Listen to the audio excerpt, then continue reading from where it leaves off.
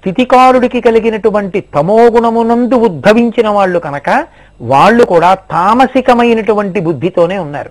కానీ వాళ్ళ ఆలోచనలో మాత్రం చాలా ఆశ్చర్యకరమైనటువంటి ప్రచోదనం ఒకటి కలిగింది. వాళ్ళు పైకి లేచి చూశారు. నిద్రపోతున్న విష్ణువు కనబడ్డారు.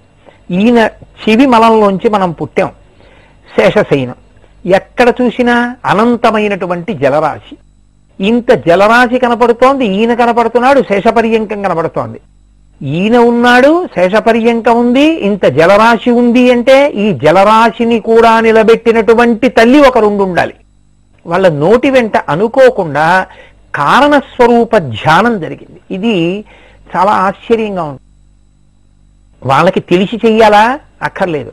వాళ్ళు కారణ వస్తువు ఒకటి ఉంటుంది అని ఆలోచన చేస్తున్నటువంటి సమయంలో వాళ్ళకి ఆకాశమునందు ఒక తటిల్లత, ఒక సౌదామిని, ఒక మెరుపు ఒకటి కనపడింది.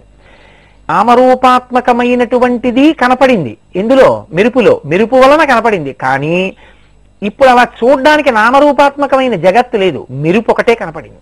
అది అమ్మవారి తళుకు. వాళ్ళకి ఆ తళుకొక్కటి కనపడింది. కంటికి అంత పెద్ద తళుకు దొరికింది.